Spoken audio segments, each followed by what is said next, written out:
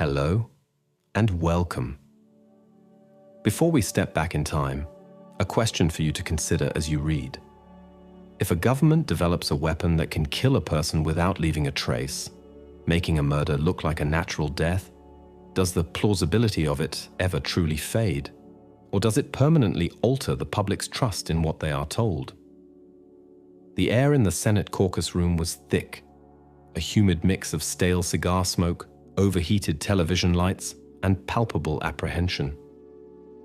It was September 16, 1975, and the chamber, usually a place of measured debate, felt more like a courtroom where the very soul of American intelligence was on trial.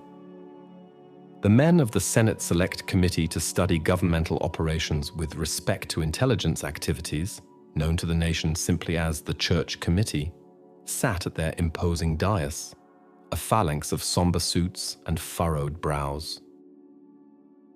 At their head was Senator Frank Church of Idaho, a man whose lean, almost Lincoln-esque features were set in a mask of grim determination. He looked out over the crowded room, past the rows of reporters with their notebooks poised and pencils sharpened, past the public spectators craning their necks for a better view, and settled his gaze on the man at the witness table. William E. Colby, the Director of Central Intelligence, sat alone. He was a career spy, a man who had spent his life in the shadows. But today, he was caught in the brightest, most unforgiving spotlight imaginable. He appeared calm, his thinning hair neatly combed, his gaze steady, but a certain tightness around his mouth betrayed the immense pressure of the moment. He was here to account for the sins of the Central Intelligence Agency, to pull back the curtain on decades of clandestine operations that had, until now, been the stuff of rumor and whispered conspiracy. The Watergate scandal had shattered the nation's faith in the executive branch, and now Church was determined to expose the rot that he believed had festered within its most secret enclaves.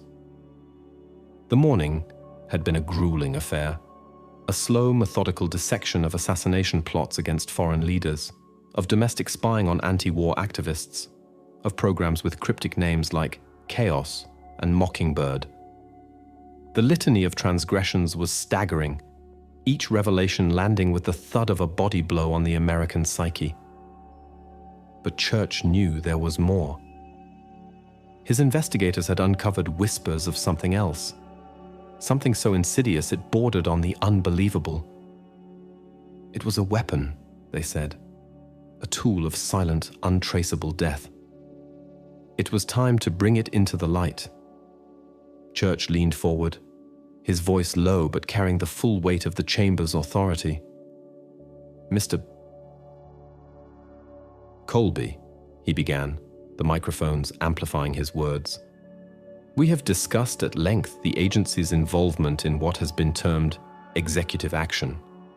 We have reviewed documents pertaining to plots, some realized, some not, against foreign leaders. These plots, as distasteful as they are to this committee and the American people, largely involved conventional methods: firearms, explosives, poisons administered in a traditional manner. However, our investigation has turned up evidence of a different sort of capability, a more subtle capability. I want to turn your attention now to a program developed under the aegis of the Directorate of Science and Technology in conjunction with the U.S. Army's Special Operations Division at Fort Detrick, Maryland.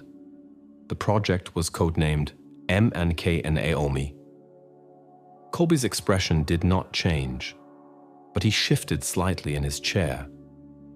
Fort Detrick was a name that carried its own dark weight, the heart of America's biological weapons research. "I am familiar with the project, Senator," Colby said, his voice a dry, even monotone. "Could you describe for the committee the purpose of Project MKNAOMI?" Church asked, his eyes narrowing. Colby took a sip of water. "Senator, the broad mandate of MKNAOMI was to provide the agency with a covert, non-attributable means of incapacitating or eliminating hostile individuals. This involved the development and stockpiling of various biological and chemical agents that could be deployed in a manner that would not be easily traceable back to the United States government. Church nodded slowly, letting the clinical, bureaucratic language hang in the air. Incapacitating or eliminating, he repeated. Let's focus on the eliminating part, Mr. Colby. We have a document here, a 1967 memorandum from the Chief of the Technical Services Division. It requests the development of a non-discernible microbioinoculator. Can you explain to this committee, in plain English, what that is? A faint murmur rippled through the press corps. The term was new, alien, and deeply unsettling. Colby cleared his throat. The term refers to a delivery system, Senator. A mechanism for introducing a biological agent into a subject without their knowledge and without leaving significant evidence of the means of delivery. Church held up a hand. Let's be more specific, Mr. Colby. This wasn't a hypothetical discussion, was it? Such a device was, in fact, developed, was it not? The director paused for a long moment, the only sound in the room the frantic scratching of pens on paper and the soft whir of the television cameras. The nation was watching, waiting for the spy to reveal his secrets. Yes, Senator, Colby finally answered, his voice devoid of emotion. Such a device was developed. The room held its breath. Church pressed on, his voice like a scalpel, ready to cut to the heart of the matter. Mr. Colby, this memorandum goes on to describe the desired characteristics of this weapon. It specifies that it must be capable of inducing a physiological event that would appear to be a natural death. It specifically mentions the possibility of inducing a condition that would be indistinguishable from a heart attack. Is that correct? Colby looked directly at the senator, his face an unreadable mask. Yes, Senator, that was the objective. The words, spoken so plainly, so calmly, sent a chill through the ornate chamber. A weapon that could kill a man by giving him a heart attack, leaving no trace, no bullet hole, no poison signature. It was the perfect murder, conceived and built not by a mystery writer, but by the United States government. The whispers of conspiracy were suddenly coalescing into a terrifying, officially confirmed reality. The heart attack gun was real. The revelation hung in the air, thick and poisonous. The reporters in the gallery, seasoned veterans of Washington scandals, exchanged glances of genuine shock. A weapon that mimicked natural causes.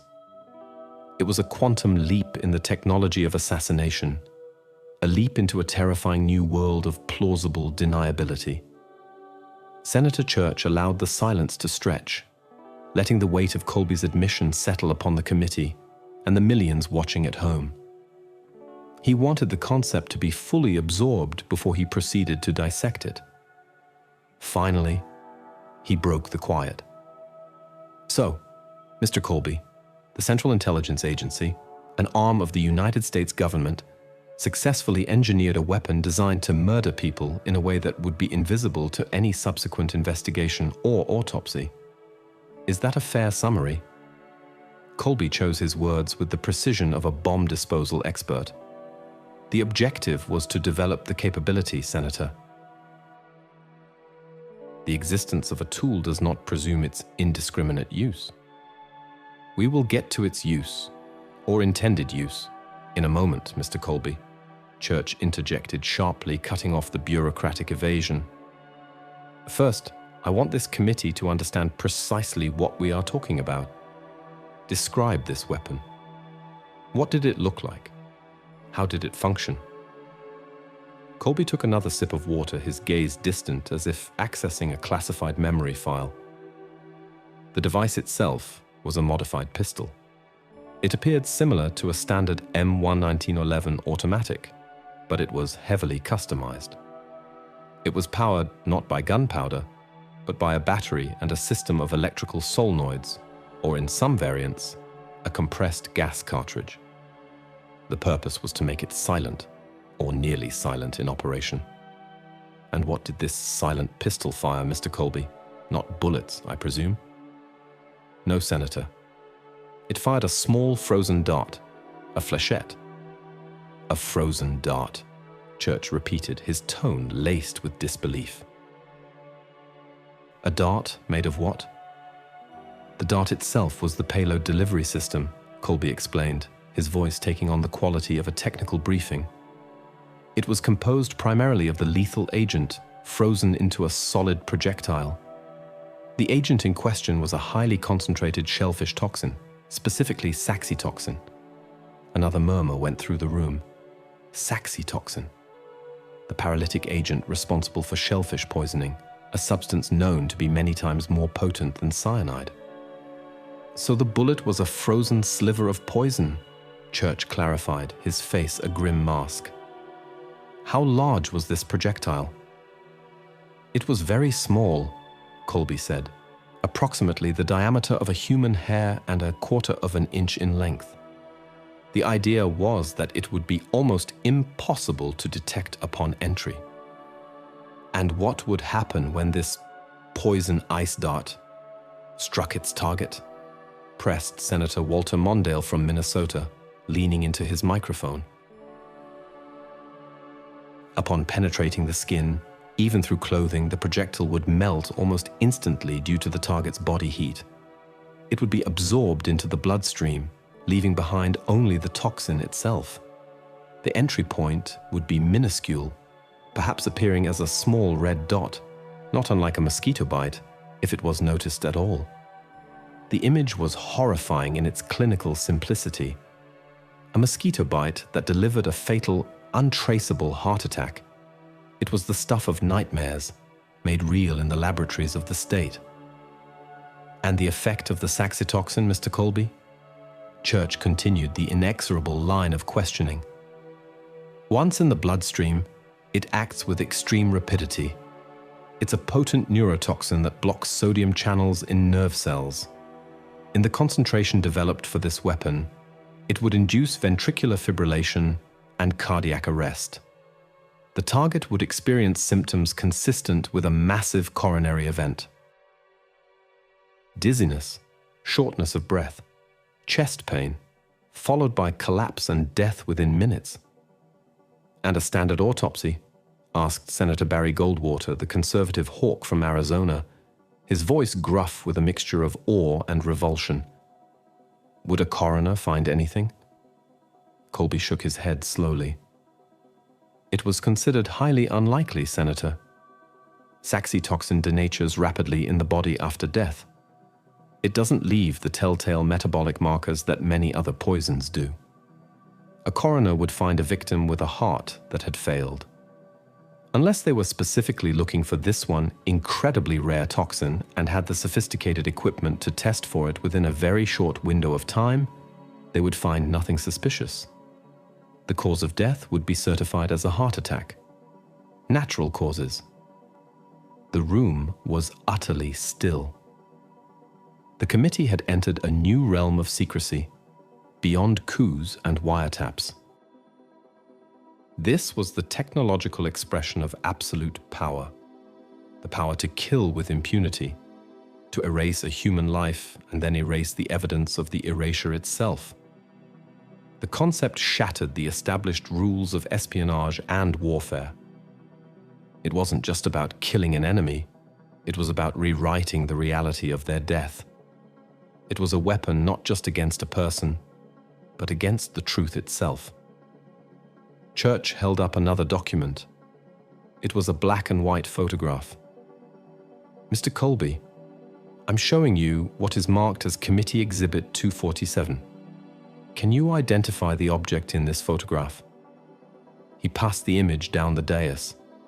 The senators peered at it, their faces grim. The photograph was then placed on an easel for the press and public to see. It showed a man in a suit holding a pistol. It looked slightly bulky with a large, cylindrical scope-like attachment on top, but it was unmistakably a handgun. That appears to be the weapon we have been discussing, Senator, Colby confirmed. The non-discernible microbio-inoculator, the heart attack gun. The name, spoken aloud in the formal setting of the hearing, seemed both ludicrous and terrifyingly apt. It stripped away the clinical jargon and laid the weapon's purpose bare. Church gestured to the photograph. Our investigators were told this weapon had a range of up to 100 meters. Is that accurate? Under ideal conditions, yes. It was highly accurate and, as I mentioned, almost completely silent. The target would likely feel nothing more than a slight sting. The implications were staggering. An assassin could stand in a crowd, across a street, in a busy hotel lobby and deliver a fatal, untraceable heart attack with the quiet thump of a compressed air pistol. The victim would clutch their chest and fall, and the world would see only a tragedy, not an execution. It was a ghost weapon, a tool for creating ghosts. The black and white photograph of the gun, stark and menacing on its easel, held the room captive. It wasn't just an image of a weapon. It was an artifact from a secret world. A world where the laws of man and nature were treated as mere suggestions.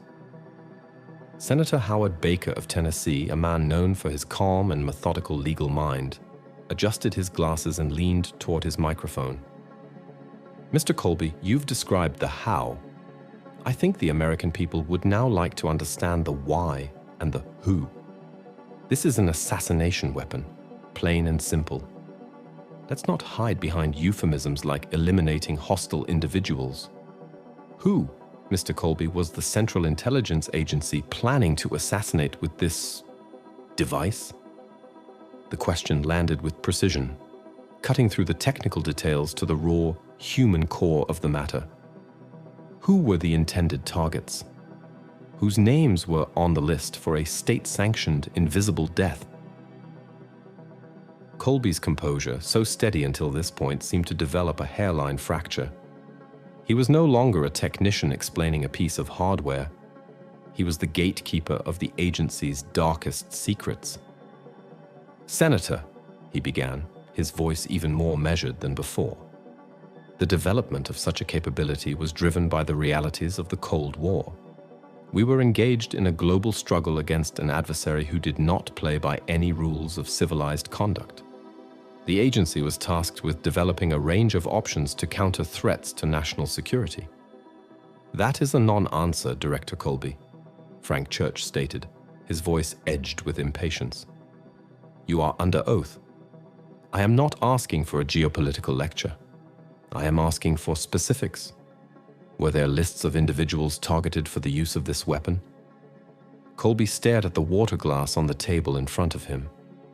The silence stretched for a full 30 seconds, a vast and uncomfortable void in the middle of the crowded room. The clicking of the cameras seemed to grow louder, more intrusive. "There were discussions, Senator," Colby finally conceded. "Contingency plans were drawn up for a variety of scenarios." "Contingency plans?" Church repeated witheringly. "Let me be more direct. Was the name Fidel Castro on any of those contingency plans?" The name of the Cuban leader electrified the atmosphere. The CIA's obsession with Castro was infamous, a long and often farcical history of failed plots involving everything from exploding cigars to poisoned wetsuits. But this was different. The heart attack gun was not farcical, it was deadly serious. Colby's face remained a stony mask. "Senator, as has been documented in other testimony before this committee, Mr. Castro was the subject of numerous considerations by the agency over the years." "So the answer is yes," Church pressed. "The CIA considered using this silent gun to give Fidel Castro a heart attack that would be blamed on his lifestyle or his health. Is that correct?" "It was one of a great many hypothetical scenarios explored, Senator. one of many tools in a toolbox that, I must stress, was never actually used in this manner. It was never used? Senator Mondale jumped in, his voice sharp with incredulity. Mr. Colby, you are telling this committee that the CIA and the Army spent years of research, millions of taxpayer dollars, to develop the perfect, untraceable murder weapon and then just put it on a shelf to gather dust? The program produced a small number of the devices and a stockpile of the agent, Colby replied calmly. They were held in reserve for a situation of the gravest nature. To my knowledge, and I have reviewed the records, the dart gun was never deployed operationally against a human target. The statement was met with a wave of skepticism that was almost palpable. To the reporters, and likely to many on the committee, the idea that such a potent and tempting weapon would go unused seemed utterly implausible. It was an assertion that relied entirely on trusting the word of an organization whose very business was deception. Church, however, seemed to anticipate this line of defense. He shifted his focus slightly. You say, to your knowledge, Mr. Colby. But the very nature of this weapon is deniability. Its purpose is to leave no trace. If it had been used, how would you or anyone else outside the operational loop ever know for sure? A foreign leader dies of a heart attack. A dissident journalist collapses in the street. A labor organizer's heart gives out. The world moves on. That was the whole point of the weapon, wasn't it? To make murder invisible. The logic was a trap, and Colby knew it. He could not prove a negative. The weapon's greatest strength was now the agency's greatest liability in this hearing.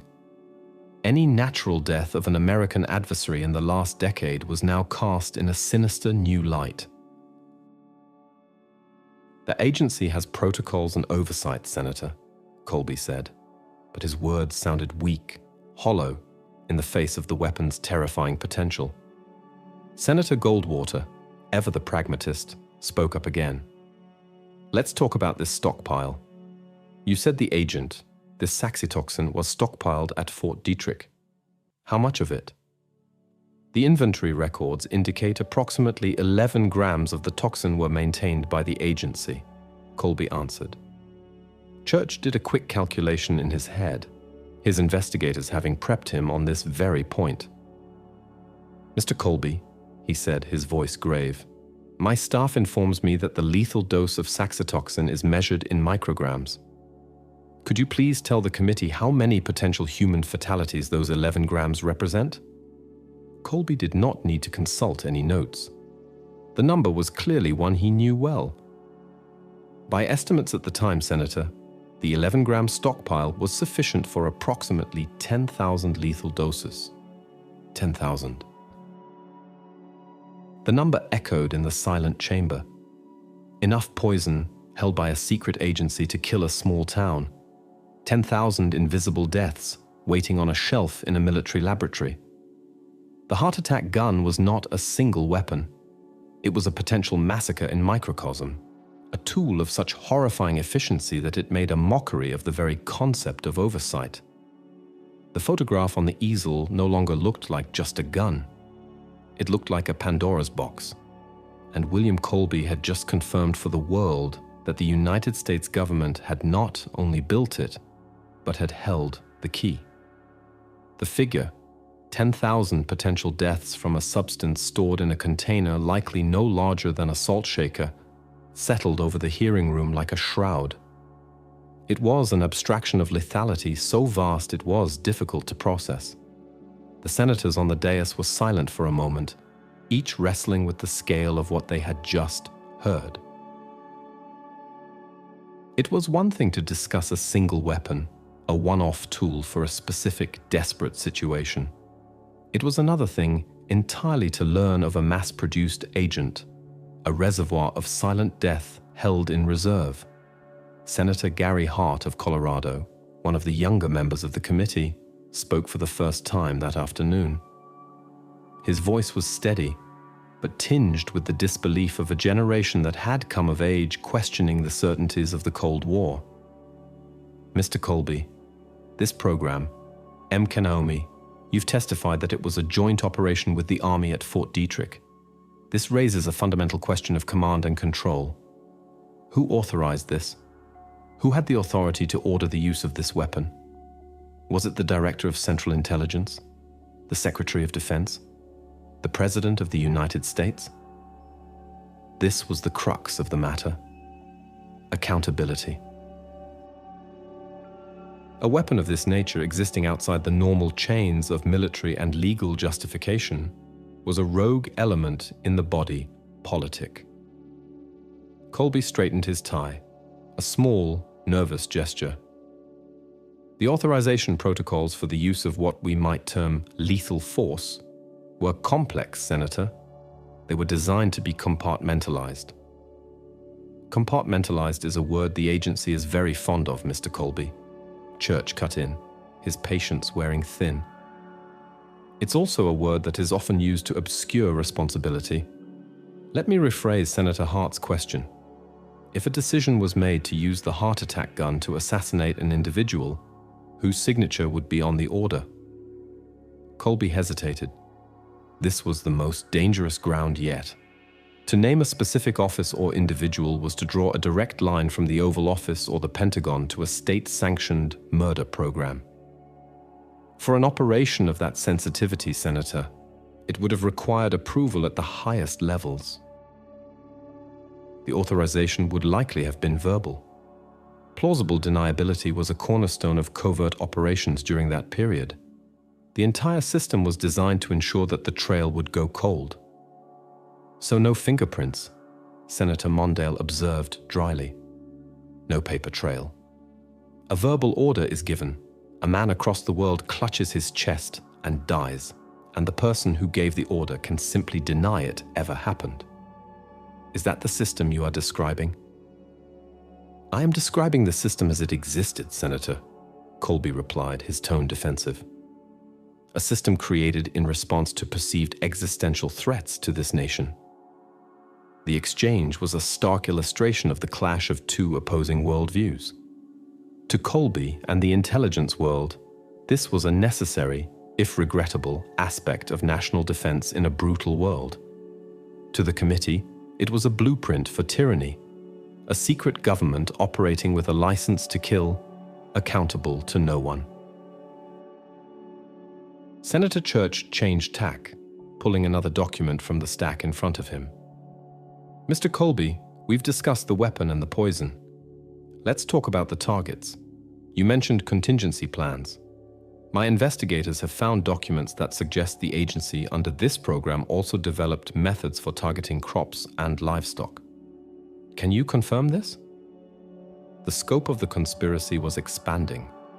It wasn't just about political assassination. It was about economic warfare, about the potential to cripple a nation's food supply. Colby's face was grim. He knew this part of the testimony would be just as damaging. Yes, Senator. MKNAOMI had a sub-project, MKLOC, which researched the development and delivery of biological agents designed to attack agricultural targets. This included agents that could induce diseases like hog cholera or hoof and mouth disease, as well as various anti-crop fungi, such as wheat stem rust. The room, already stunned, sank into a deeper state of dismay. This was a new kind of total war, fought not on battlefields with soldiers, but in secret, against a nation's farms and ranches. It was a strategy that would punish not just leaders, but entire civilian populations. So we had the capability to start a famine, Church said, his voice low and heavy with disgust. To kill a nation's livestock, to destroy their harvest, all while maintaining our plausible deniability. Is there any line the agency felt it should not cross? Colby was visibly uncomfortable now.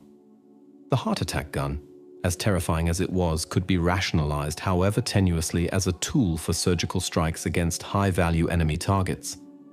But agricultural warfare was indiscriminate. It was a weapon against the innocent.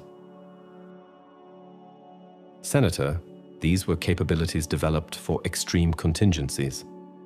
The strategic thinking at the time was that it was better to have a weapon and not need it than to need it and not have it. Even a weapon that could cause mass starvation? Mondale asked, his voice rising in anger. That was considered a legitimate tool of statecraft for the United States of America? Before Colby could answer, Senator Goldwater, the committee's most ardent anti-communist, leaned forward. His expression was conflicted. He understood the logic of the Cold War better than anyone, but even he seemed shaken. "Bill," he said, using Colby's first name, a rare break in the hearing's formality. "Did we ever use this stuff? Did we ever actually try to wipe out a country's wheat crop or poison their pigs?" All eyes turned to the CIA director. His earlier denial about the heart attack gun had been met with skepticism. This question felt even more critical. "To the very best of my knowledge, and based on my review of the operational files, the anti-crop and anti-animal agents developed under MKNAOMI were never deployed," Colby stated firmly. But the damage was done.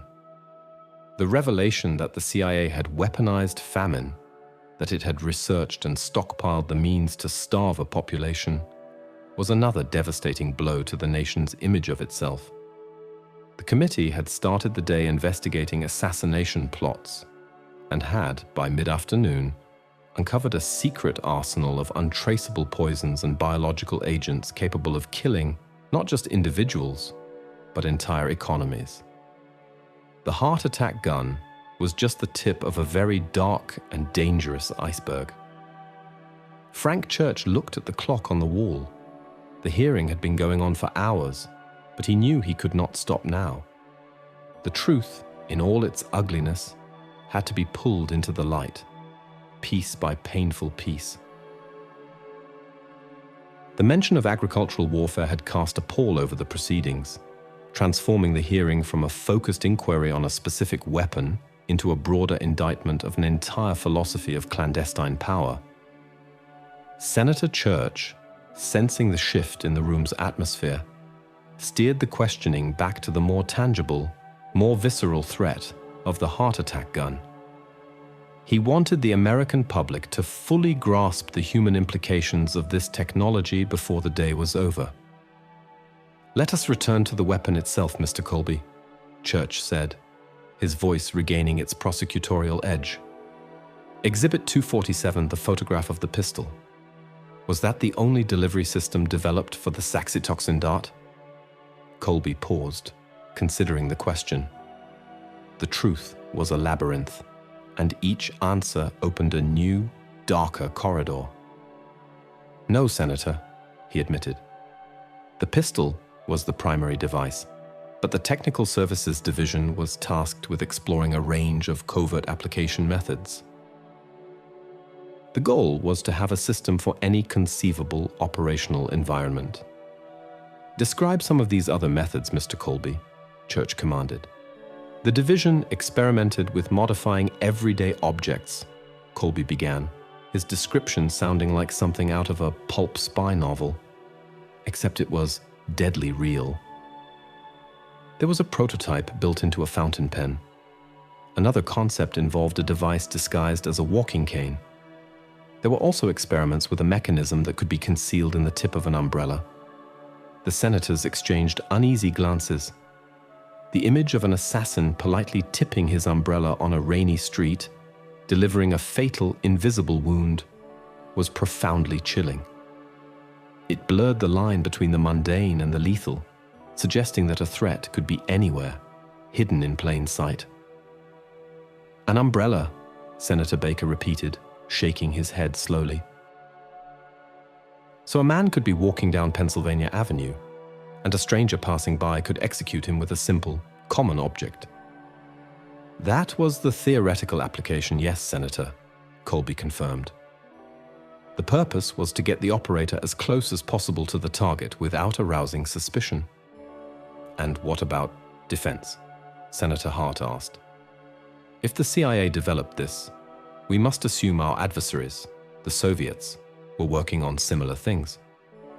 Did the agency develop any countermeasures? Any way to detect this toxin in a living person? An antidote? Colby's expression tightened. The detection of saxitoxin in a living subject is, as I've stated, extremely difficult. It requires immediate suspicion and highly specialized testing. As for an antidote, there is no effective, fast-acting antidote for saxitoxin poisoning of this nature. The onset is too rapid. By the time symptoms are apparent, it is generally too late for intervention. The implications of this were clear. The weapon was not only untraceable and silent, but its effects were also irreversible. It was a one-way ticket. Once the frozen dart left the barrel, or the pen, or the umbrella, the target's fate was sealed. The creator of the weapon had not bothered to create a cure. Frank Church leaned back in his chair, letting his colleagues absorb the information. He then picked up the original memorandum he had referenced at the beginning of the testimony. Mr. Colby, this 1967 document from the Technical Services Division, it is a request for the weapon's development. But all of this research, the refinement of the toxin, the creation of these James Bond-style gadgets, it was all done in response to this request. Who signed this document? Who was the chief of the Technical Services Division who set this entire, horrific enterprise in motion? This was a direct question about a specific individual, a name in a box on an organizational chart who had, with his signature, unleashed a monster. Colby knew the name. He also knew the implications of saying it in a public forum. Senator, the individual in question was a career agency officer, he began evasively. His name, Mr. Colby, Church insisted, his voice like iron. The committee and the American people have a right to know who was responsible. Colby took a deep breath. The chief of the Technical Services Division at that time was Dr. Sidney Gottlieb. The name fell into the room with a heavy thud. Dr. Sidney Gottlieb. To the few investigators and reporters who had been digging deep into the CIA's closet, the name was infamous. He was the chemist, the poison master, the head of the notorious MKUltra mind control program. He was the man who had dosed unsuspecting Americans with LSD, the man who had overseen the agency's most bizarre and unethical human experiments. Now he was being revealed as the father of the heart attack gun. The connection was damning. The weapon was not an isolated anomaly. It was part of a larger pattern of unchecked, amoral scientific exploration conducted under Gottlieb's command. It was the product of a mindset that viewed human beings as mere variables in an experiment. A mindset that had been allowed to flourish in the dark, unaccountable corners of the CIA. Dr. Sidney Gottlieb, Church repeated, letting the name resonate. The same Dr. Gottlieb who ran MKUltra. The same man who authorized the research that led to the death of Dr. Frank Olson, an army scientist who was given LSD without his knowledge and fell from a hotel window 9 days later. This is the man who requested a gun that could kill without a trace. Colby could only nod. Yes, Senator. The narrative was now complete. The weapon had a creator, a mad scientist figure straight from central casting, operating with the full backing and resources of the US government. The committee now had a face to put to the horror. And where is Dr. Gottlieb now, Mr. Colby? Asked Senator Mondale. Is he still employed by the agency? Dr. Gottlieb retired from the agency in 1973, Colby replied. He retired with the Distinguished Intelligence Medal, the agency's highest honor. A wave of disgusted murmurs swept through the public gallery. The man who had presided over mind control experiments, who had developed untraceable poisons and assassination weapons, had been given a medal for his service. It was a grotesque exclamation point on a story of profound institutional corruption. The hearing had peeled back layer after layer of secrecy, revealing not just a weapon, but a culture. A culture of impunity, where men like Gottlieb were not punished but rewarded. The heart attack gun was not the disease. It was a symptom of a sickness that ran deep within the hidden chambers of American power. The trust that the public had once placed in its institutions felt like a distant memory, replaced by a chilling suspicion that the truth was far stranger and far more terrifying than they had ever imagined.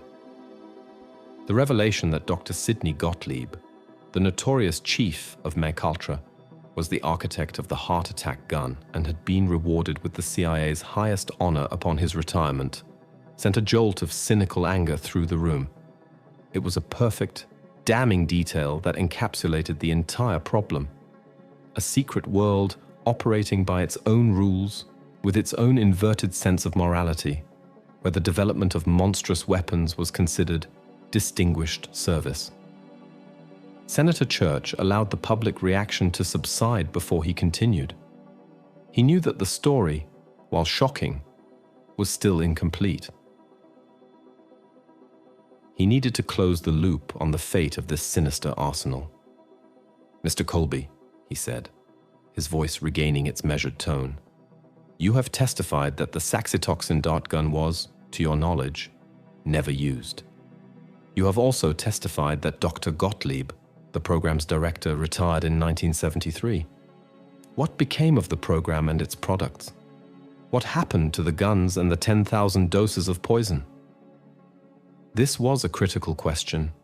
The existence of the weapon was a historical fact, but its current status was a matter of present-day national security. Colby shifted in his seat. This was another sensitive area, one that dealt with the destruction of government property and, more importantly, the destruction of evidence. Following a review of various sensitive programs in the early 1970s, and in light of changing political and ethical considerations, a decision was made to terminate Project MKNAOMI and dispose of the materials it had produced. A decision was made, Church echoed skeptically. By whom? Was this another one of those verbal order situations with no paper trail? No, Senator. In this case, there was a directive. In 1970, President Nixon issued an executive order renouncing the first use of chemical weapons and all methods of biological warfare.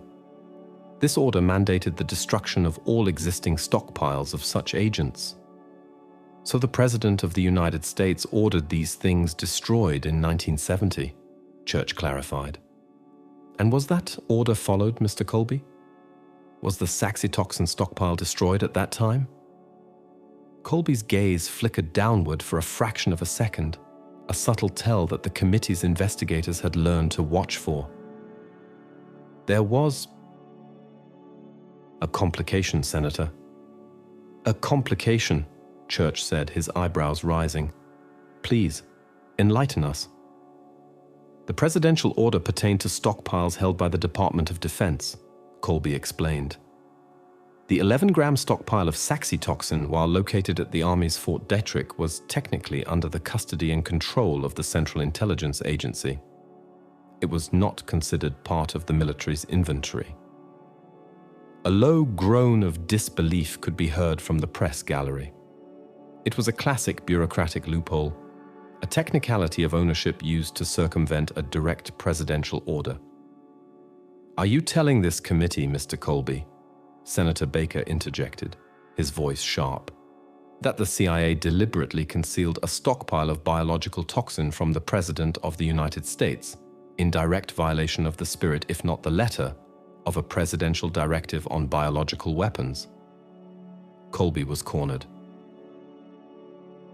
The interpretation at the time was that the materials held for specific, covert intelligence purposes were not covered by the broader military directive, he said, the words sounding like a weak legal argument. It was a failure of communication, perhaps, between the agency and the White House.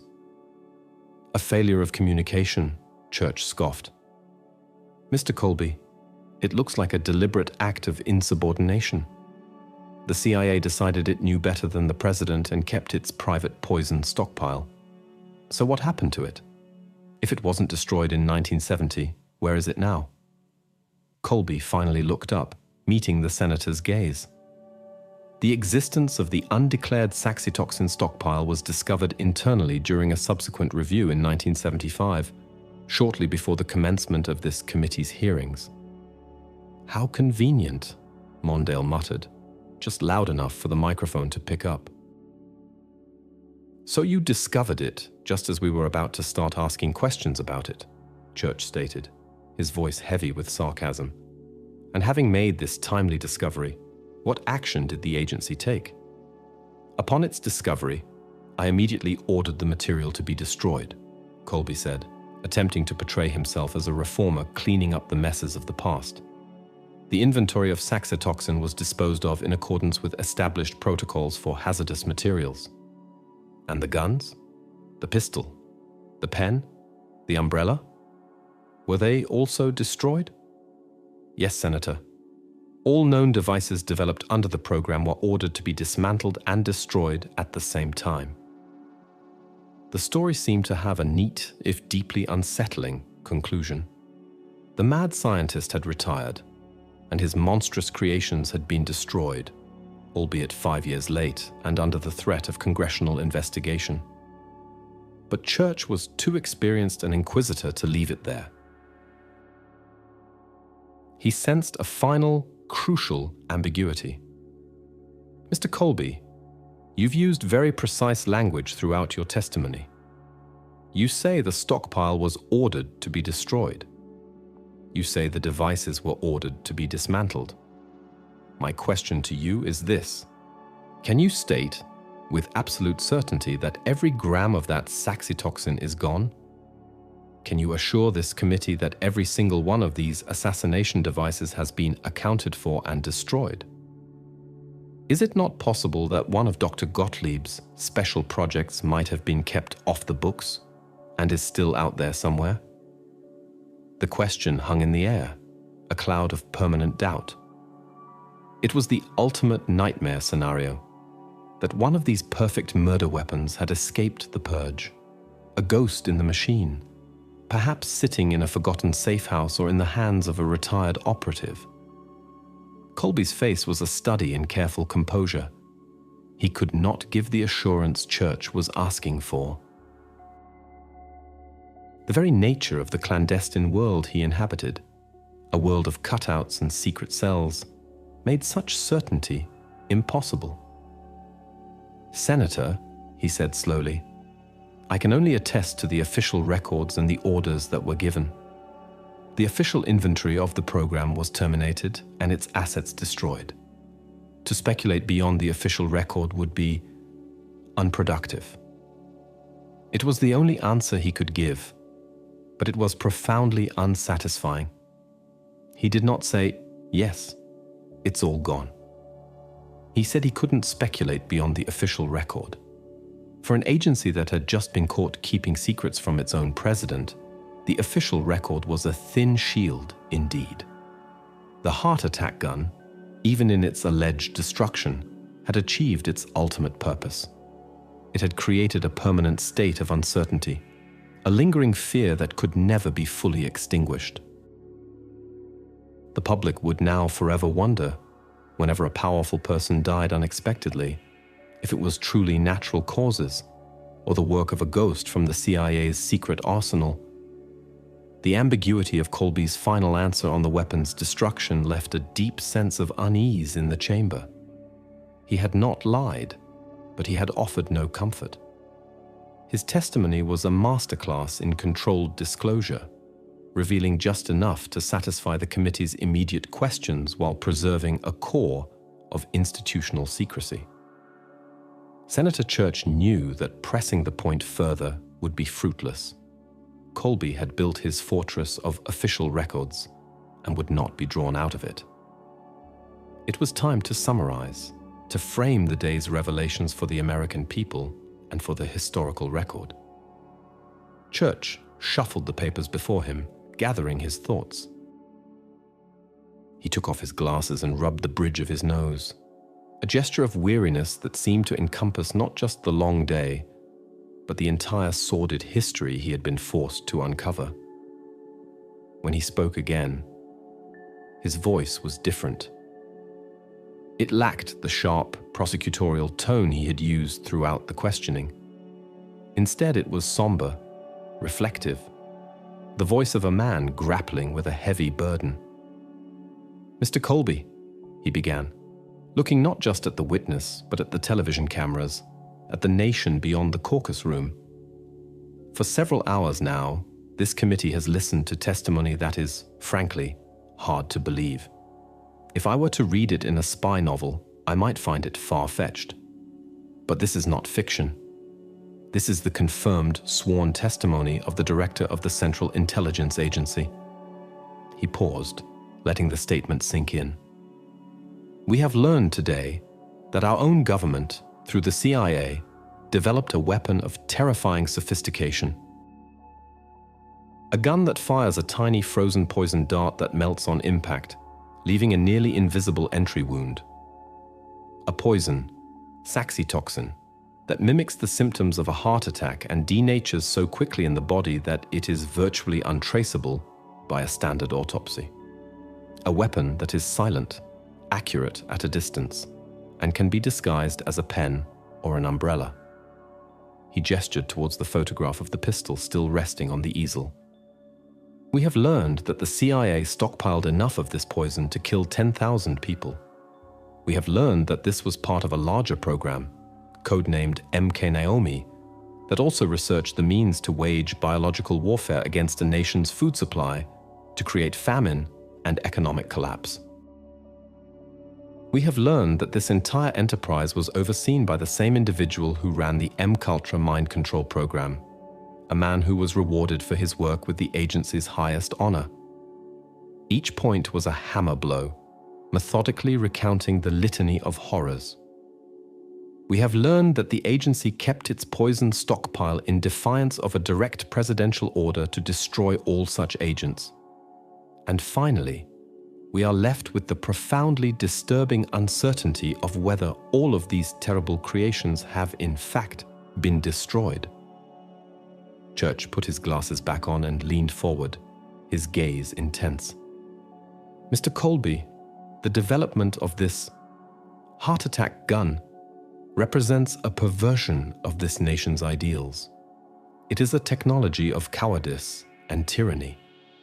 It allows the state to murder its enemies, foreign or, one might fear, domestic, with perfect deniability. It erases the line between natural death and state-sponsored execution. It fosters a climate of paranoia and distrust, where no one can be certain of the truth. It is the ultimate tool of a totalitarian state, and it was created right here in the United States of America, paid for with taxpayer money." His voice grew stronger, filled with a righteous anger that had been simmering all day.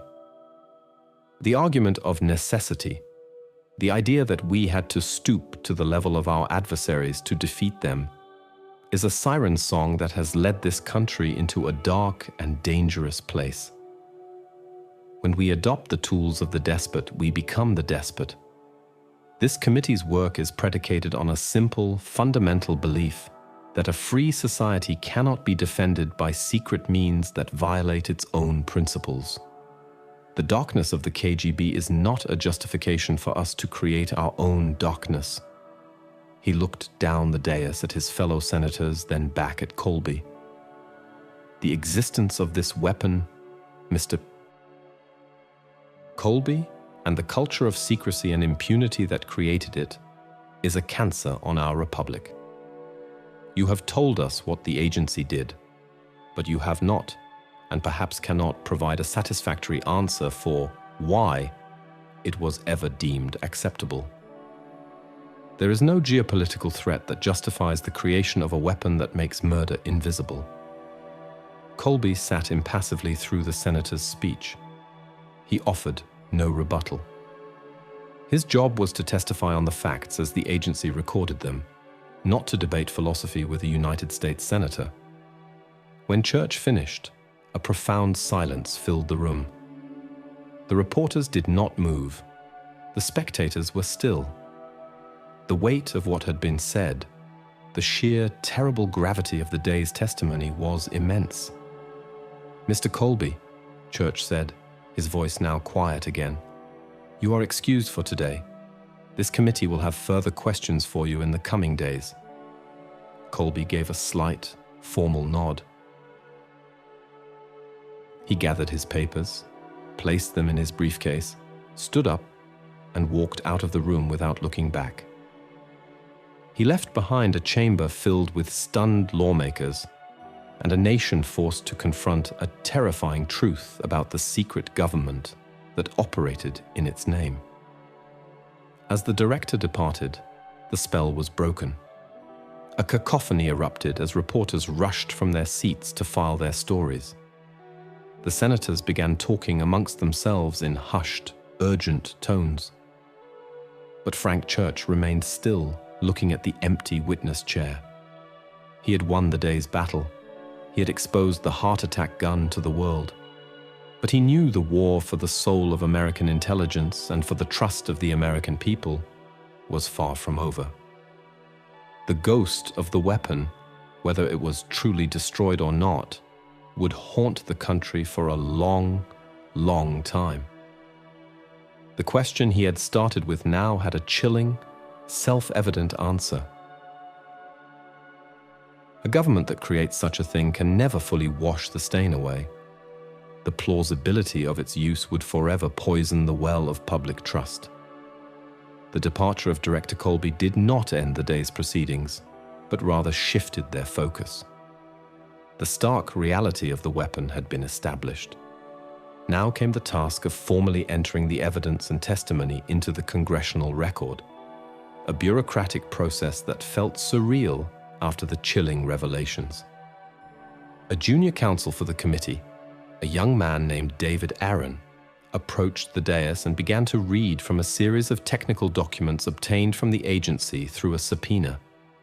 His voice was a flat monotone, a stark contrast to the dramatic exchanges between Church and Colby, yet in its own way, it was just as horrifying. He was reading from the original research proposals and progress reports of Dr. Gottlieb's Technical Services Division.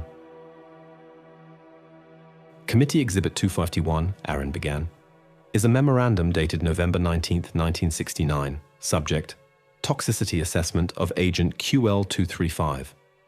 It reads, in part, Phase 1 testing on primate subjects demonstrates 100% lethality at dosages of 7 micrograms per kilogram of body weight. Onset of visible symptoms, including disorientation and spastic muscle contractions, occurred at T plus 60 seconds. Full cardiac arrest and cessation of neurological activity confirmed at an average of T plus 180 seconds. The clinical language, the cold scientific measurement of death, was obscene. He was describing the murder of monkeys in a laboratory, a necessary step on the path to creating a weapon to murder men. The senators listened, their faces grim. The term Agent QL235 was a clear code for the saxitoxin. Aaron continued, his voice droning on. Exhibit 252, a report on delivery system efficacy, dated March 12, 1970. Tests of the M1 Flechette delivery system were conducted on live swine targets at a range of 50 meters. Penetration of standard weight fabric, including denim and wool, was successful in 98% of trials. The Flechette's ice matrix composition performed to specification, achieving full liquidation within 15 seconds of penetrating the subdermal tissue. No projectile fragments were recoverable from the wound cavity in any of the successful trials. Live swine targets. The methodical path of weapons development was being laid bare step by bloody step.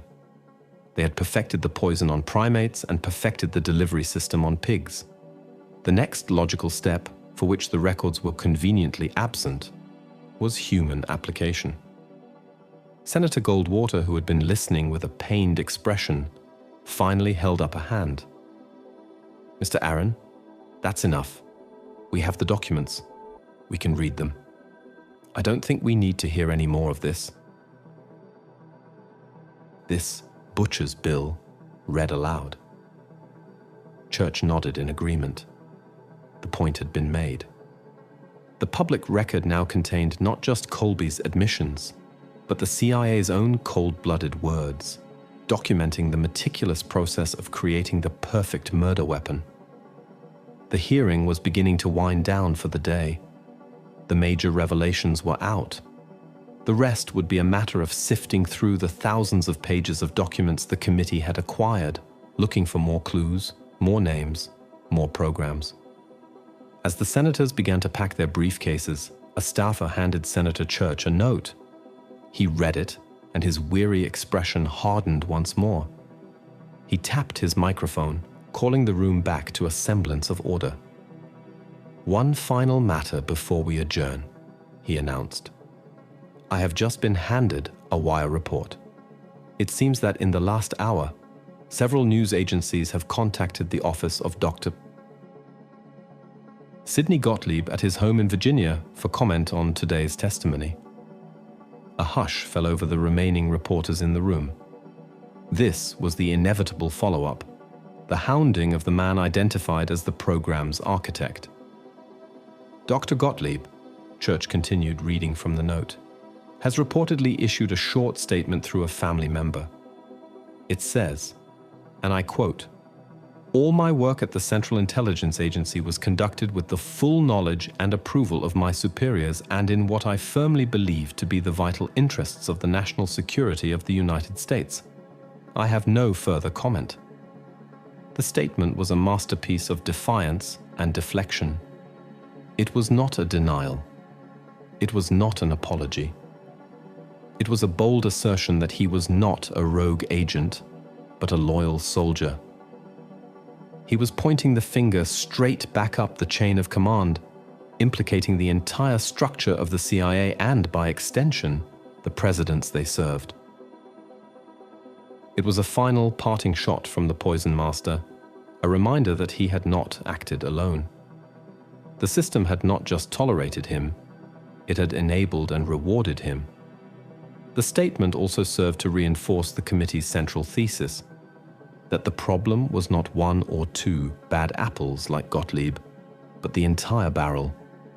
The culture of secrecy and the lack of meaningful oversight had created an environment where such projects were not only possible, but were considered vital work. The heart attack gun was not an aberration.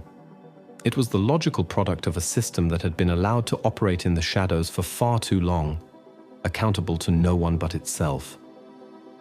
Church looked out at the nearly empty room. The lights were being switched off, casting long shadows across the dais. The day had started with a question about a secret weapon and had ended with a fundamental indictment of an entire arm of the American government. The testimony had been a journey into the heart of a secret world, and what they had found there was a profound darkness. They had found men who calmly calculated lethal doses, who designed weapons to look like everyday objects, who defied presidential orders, and who believed their work was a patriotic duty. The heart attack gun was more than a weapon. It was a symbol. It was a symbol of a government that had, in the name of security, secretly declared war on the very principles of transparency and accountability it was supposed to defend. And as Senator Church finally banged the gavel to adjourn the hearing, the echo in the silent room sounded like a closing door on an era of American innocence. The knowledge of what they were capable of, once revealed, could never be taken back. The days following William Colby's testimony were filled with a media firestorm. The phrase, "heart attack gun," was on the front page of every major newspaper, the lead story on every evening news broadcast. Artists' renderings of the disguised weapon, the pen, the umbrella, were published alongside the stark photograph of the pistol. The story captured the public's imagination in the most macabre way possible. confirming the wildest suspicions of conspiracy theorists and horrifying mainstream Americans who had never considered their government capable of such things. For the Church Committee, the work intensified. The public testimony was only the visible part of a much larger investigation happening behind closed doors. In a secure, soundproofed room in the basement of the Dirksen Senate office building, known as SKIF, Sensitive Compartmented Information Facility, the committee's investigators pored over the newly acquired MKNAOMI files. The documents were a dry, bureaucratic history of a nightmare. They were filled with requisitions for laboratory equipment, budget proposals for exotic materials, and travel vouchers for trips to Fort Detrick. Among the mundane paperwork, they found gems of pure malice. One memorandum, which they codenamed the Effectiveness Memo, was particularly chilling. It was written by a subordinate of Gottlieb's and addressed the psychological impact of the weapon system. The memo argued that the primary value of the heart attack gun was not just in eliminating a single target, but in the terror it would sow among the enemy's leadership. The knowledge that we possess a capability to induce death that is indistinguishable from natural causes will create a pervasive atmosphere of paranoia, the memo read. Any sudden death of a key official will be suspect. Leaders will fear their own bodies. They will distrust their doctors. The psychological stress will degrade their decision-making abilities and sow discord within their ranks. The weapon's true power is not in the dart, but in the doubt it creates. This document was a revelation. It showed that the CIA understood the weapon's true nature. It was a tool of psychological warfare as much as a tool of assassination. They had not just built a gun, they had weaponized uncertainty itself. Senator Church read the memo in the secure room, his face pale. This went beyond anything he had imagined. The architects of this program were not just engineers of death, they were students of terror. They had planned to destabilize entire governments by making their leaders afraid to go to sleep at night, afraid of a random chest pain, afraid of a simple mosquito bite. While the investigators dug deeper, the political fallout was immense. The White House, under President Gerald Ford, was in full damage control mode. Ford, who had pardoned Nixon and was trying to restore a sense of normalcy to the country, was now faced with a legacy of CIA malfeasance that was far worse than the public had known. He publicly condemned the programs, assuring the American people that such activities had been terminated and would never happen again. But his reassurances rang hollow. The trust was broken. In Moscow, the Soviet propaganda machine went into overdrive. The newspaper, Pravda, ran a banner headline: Washington's Murderers Row, CIA's poison gun revealed. They portrayed the United States as a nation of hypocrites, preaching democracy while secretly developing the tools of the most ruthless dictatorship. For once, their propaganda had the benefit of being based entirely on confirmed facts from a US Senate hearing. The international reaction was one of shock and condemnation. Allied nations expressed private concern, wondering if they too had ever been in the crosshairs of the agency's more exotic programs. The heart attack gun became a global symbol of American overreach, a stain on the country's reputation that would not easily wash away. Back in Washington, the Church Committee prepared for its next round of hearings. They had more questions for Colby, and they intended to call other witnesses, including retired officers from the Technical Services Division. They wanted to find the scientists who had actually worked on the toxin, the engineers who had built the gun. They wanted to put a human face on the bureaucracy of death. One evening, Frank Church was working late in his office, reviewing his notes for the next day. The weight of the revelations was taking a toll on him. He felt as though he had been staring into an abyss for months, and the abyss was staring back. His chief counsel, Frederick Fritz Schwartz, entered the office and sat down. "Frank," Schwartz said, "we may have a problem.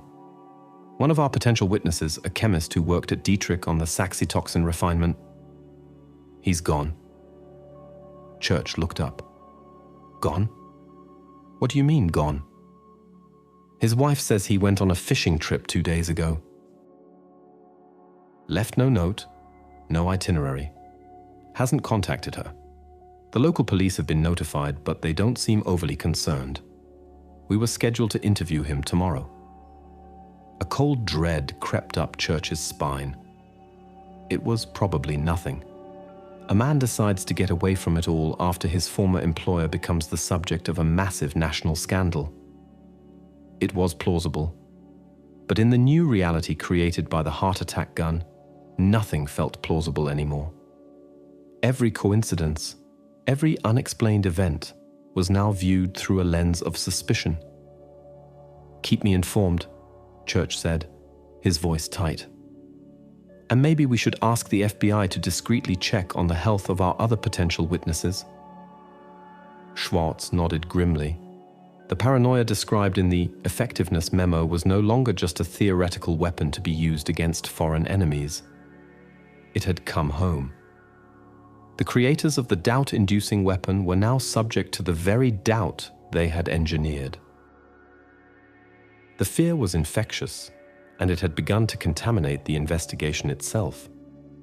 The committee was not just fighting for transparency. They were fighting to hold on to the very notion of objective truth in a world where the government had proven itself willing and able to manipulate reality itself. The search for the missing chemist, Dr. Alan Thornton, turned into a quiet, desperate affair.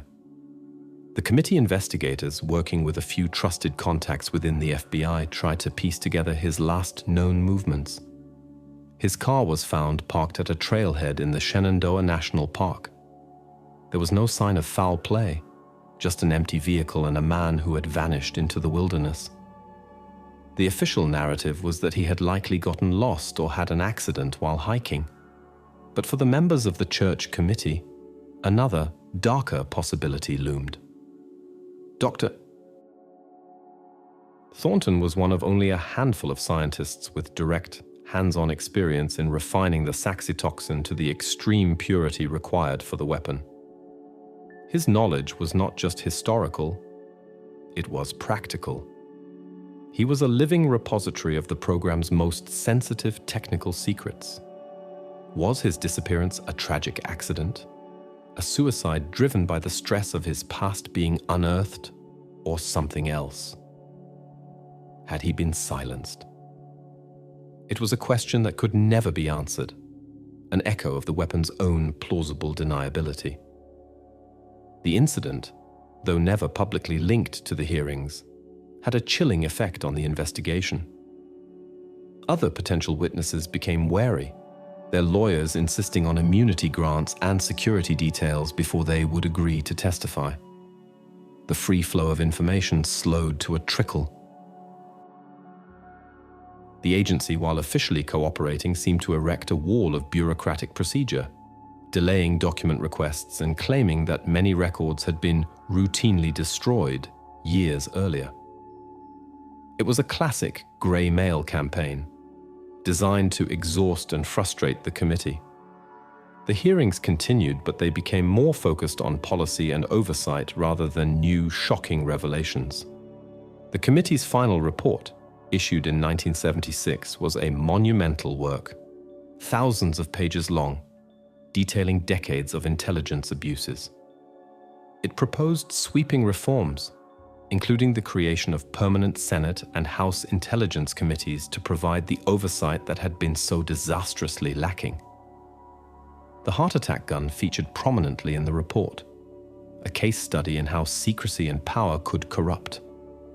But the story, as far as the public record was concerned, ended there. The gun was allegedly destroyed. The program was terminated. The reforms were enacted. The nation tried to move on, but the legacy of the heart attack gun lingered, a ghost in the American political consciousness. It became a permanent fixture in the lore of conspiracy, a go-to explanation for the sudden, convenient deaths of political figures, journalists, or activists. When investigative reporter Danny Casolaro was found dead in a hotel bathtub in 1991, his family claimed he was close to uncovering a vast conspiracy he called the Octopus. The official cause of death was suicide, but many whispered about the old CIA weapon. When the prominent socialist leader and former Chilean president Eduardo Frei Montalva died unexpectedly after a routine hernia operation in 1982, suspicions were raised. Decades later, a Chilean court would rule he had been assassinated, slowly poisoned by agents of the Pinochet regime, a regime the CIA had helped install. The methods were different, but the principle was the same: murder disguised as natural death. The technology had proliferated. The idea, once unleashed, could not be contained.